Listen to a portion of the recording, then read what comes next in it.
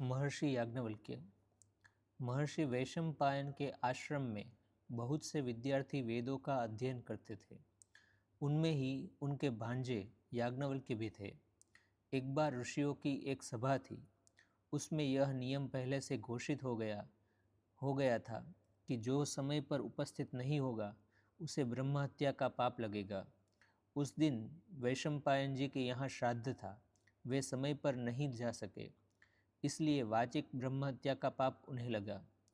अपने शिष्यों से उन्होंने उसका प्रायश्चित करने को कहा।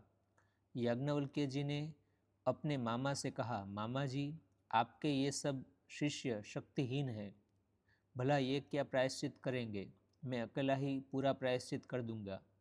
वैशंपायन जी यह बात सुनकर रुष्ट हुए। वे बोले, तुम ब्राह्मणों का अपमान करते हो, इसलिए मेरे शिष्य होने योग्य नहीं हो। मैंने जो कुछ पढ़ाया है उसे त्याग कर यहाँ से चले जाओ।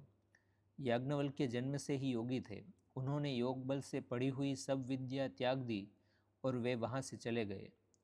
तदनंतर याज्ञवल्क्य जी ने तपस्या और स्तुति से सूर्यनारायण को प्रसन्न किया। सूर्य के द्वारा उन्होंने यजुर्वेद का ज्ञान प्राप्त किया। सूर्य से प्राप्त उस यजुर्वेद को शुक्ल यजुर्वेद कहा जाता है।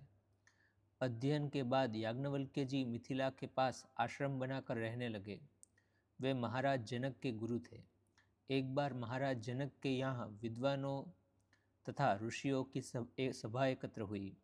महाराज जनक ने वहाँ 1000 गायें और बहुत सा धन मंगाकर घोषणा की, जो सबसे बड़ा विद्वान और ब्रह्मवेत्ता हो वह गायें और धन ले जाए। याज्ञवल्क्य जी ने अपने शिष्यों को आज्ञा दी, ये गायें आश्रम पर ले चलो। इस बात को सुनकर लोगों में बड़ी खलबली पड़ी। विद्वानों ने अपना अपमान माना। लोगों ने याज्ञवल्क्य जी से पूछा, आप अपने को सबसे बड़ा ब्रह्मज्ञानी मानते हैं? याज्ञवल्क्य जी ने कहा, ब्रह्मज्ञानियों का तो मैं सेवक हूँ, मुझे तो गाय चाहिए, इसलिए ले जा रहा हूँ। बहुत से लोगों ने याज्ञवल्क्य जी से अनेक प्रकार के प्रश्न पूछे। गार्गी ने उनसे गंभीर से गंभीर शास्त्रीय रहस्य की बातें पूछी। सबका याज्ञवल्क्य जी ने उचित समाधान किया। अंत में सबको स्वीकार करना पड़ा कि याज्ञवल्क्य जी ही सबसे बड़े विद्वान और ब्रह्मवेत्ता है। महर्षि याज्ञवल्क्य के मैत्रेयी और कात्यायनी नाम की 2 पत्नियां थीं। इनमें से मैत्रेयी ने उनसे ब्रह्म विद्या प्राप्त की थी। भरद्वाज जी को याज्ञवल्क्य जी ने ही श्री राम कथा सुनाई थी।